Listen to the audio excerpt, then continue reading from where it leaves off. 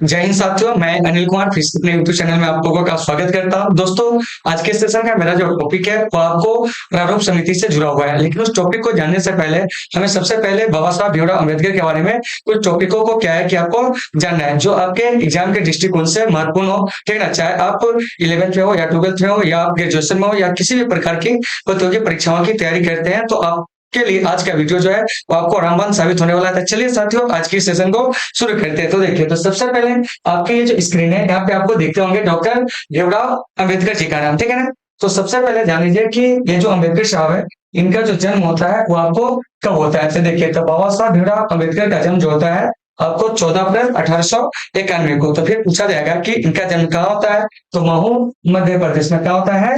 महू मध्य प्रदेश। और मध्य प्रदेश को हम लोग हर्ट ऑफ इंडिया के नाम से जानते हैं। तो बहुत ये सभी याद रखिएगा कि हर्ट ऑफ इंडिया मतलब भारत का दिल जो है, इसे कहा जाता है। तो क्या कहेंगे? मध्य प्रदेश। और इसी मध्य प्रदेश में बाबा साहब का जन्म होता है। और बाबा साहब को जो महापरिनिर्वाण की प्राप्ति होती है 6 दिसंबर 1956 को, कहा था आपको? नई दिल्ली में। तो देखिए, तो यहाँ पर हमने मृत्यु की जगह पर एक नया शब्द का प्रयोग किया, महापरिनिर्वाण। तो इसका मतलब क्या हुआ? तो देखिए, तो बाबा साहब जीवन के अंतिम दिनों में क्या किए थे कि आपको बौद्ध धर्म को अपना लिए थे। और बौद्ध धर्म में क्या है कि आपको मृत्यु की घटना को जो कहा जाता है महापरिनिर्वाण कहा जाता है। ठीक है ना, तो बाबा साहब को जो महापरिनिर्वाण की प्राप्ति होती है 6 दिसंबर 1956 को, कहा तो आपको नई दिल्ली में। इन्हें भारतीय संविधान का जनक कहते हैं। क्या कहते हैं? जनक कहते हैं। इन्हें आधुनिक मनु कहा जाता है और इन्हें महात्मा कहा जाता है। ठीक है ना, इस बात को आपको अच्छे से याद रखना है। और संविधान बनाने के लिए जो आपको मुख्य रूप से 13 बड़ी समितियां बनी थी, उसमें से जो सबसे प्रमुख समिति थी प्रारूप समिति। इस प्रारूप समिति के कहते हैं कि आपको अध्यक्ष थे। तो इन सभी चीजों को आपको बढ़िया से देख लेना है। ठीक है ना, तो चलिए अब चलते हैं आगे की ओर। आगे जो है हमारा क्या है, अगला चैप्टर, उसको हम लोग देख लेते हैं।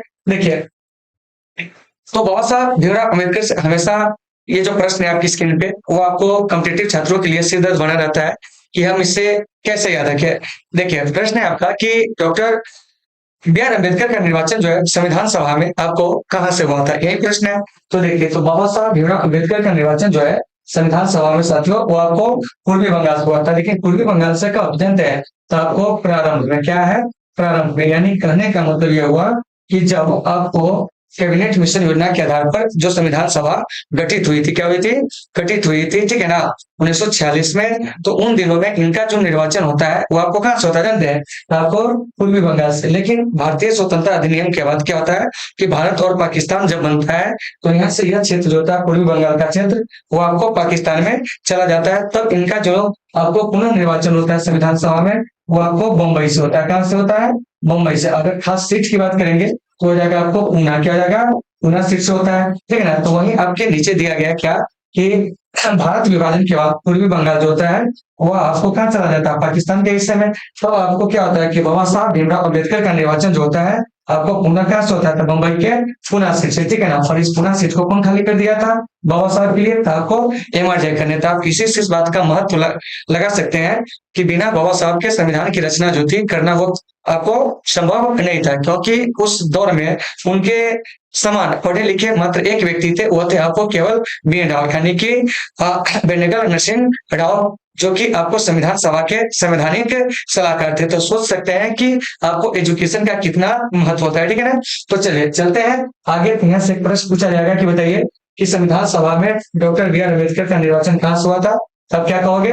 पूर्वी बंगाल से। ठीक है ना, प्रारंभ में। लेकिन बाद में यह सीट जो होता है वो आपको, ये सीट नहीं कहेंगे, यह क्षेत्र जो कि आपको पाकिस्तान में चला जाता है। तब इनका निर्वाचन जो होता है पुनः आपको कहाँ से होता है जानते हैं? तो आपको मुंबई से। 3 चीजों को आपको अच्छे से याद रखना है। तो चलिए, यहाँ पर एक टॉपिक है आपको प्रारूप समिति। तो इस प्रारूप समिति के बारे में हम लोग जानते हैं कि आखिरकार प्रारूप समिति जो है वो आपको क्या है। तो देखिए यहाँ सुनिए, तो संविधान के जो आपको क्या है प्रारूप, क्या है प्रारूप, ठीक है ना, या संविधान के मसौदा, उस पर विचार विमर्श करने के लिए क्या होता है कि आपको 29 अगस्त 1947 को प्रारूप समिति का गठन होता है। क्या होता है? गठन होता था। एग्जाम में डायरेक्ट यह प्रश्न पूछा जाएगा कि प्रारूप समिति का गठन कब हुआ था? तो 29 अगस्त 1947 को। क्यों हुआ था? तो संविधान के प्रारूप पर विचार विमर्श करने के लिए इसका क्या होता है कि गठन होता है।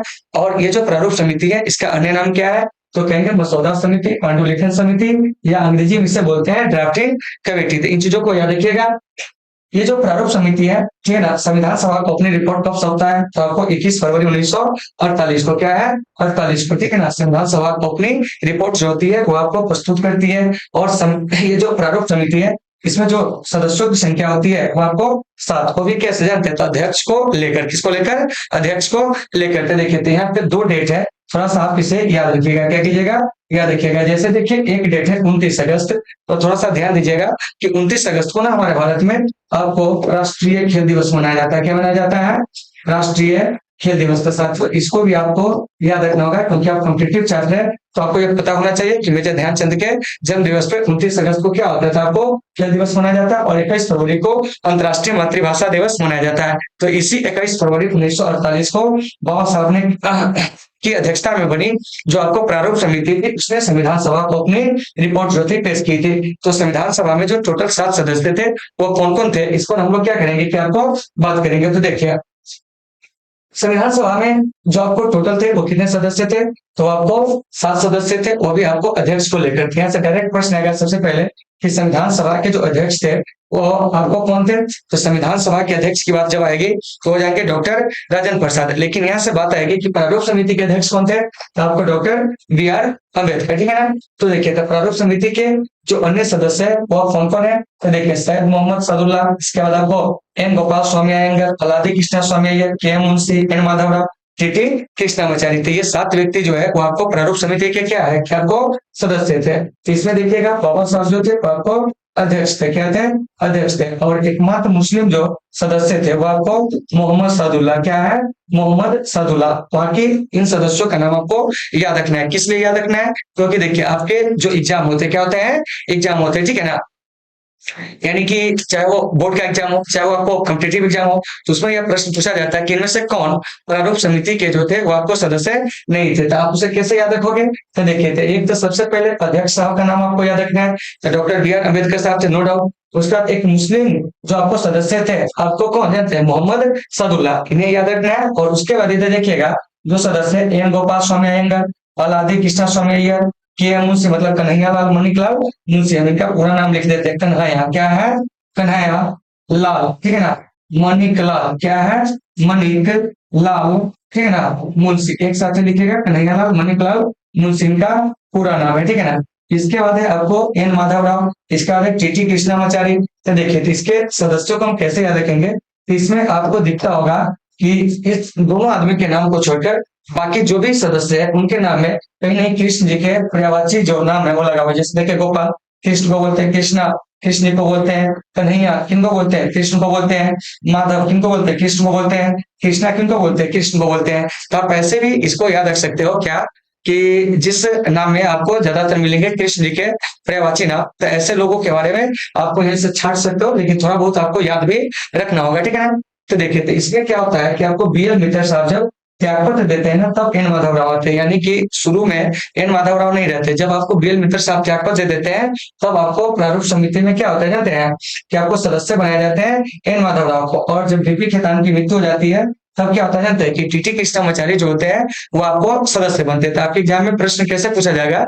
देखिए, इस प्रकार से कि इनमें से कौन प्रारूप समिति के क्या थे, कि आपको सदस्य नहीं थे। सबसे पहले तो यही पूछा जाएगा। उसके बाद कि DP खेतान की मृत्यु के बाद प्रारूप समिति का सदस्य किसे बनाया गया? तो क्या कहेंगे जाते हैं? टीटी कृष्णामाचारी को। और BL मित्तर के त्यागपत्र देने के बाद एन माधव राव को। तो देखिए, तो यहाँ पर हम उसी क्वेश्चन को ज्यादातर मतलब कि इसमें इंक्लूड किए हैं जो आपके एग्जाम में अब तक पूछे जाते हैं। तो उम्मीद है साथियों कि आपको ये सारे चीजें होंगे समझ में आ गए होंगे, ठीक है ना। तो चलिए, आज के सेशन को यहीं पे हम लोग विराम देते हैं। फिर मिलेंगे आपसे कल एक बेहतर क्लास के साथ। जब तक के लिए आप सभी साथियों से सुविधा, take care, all of you.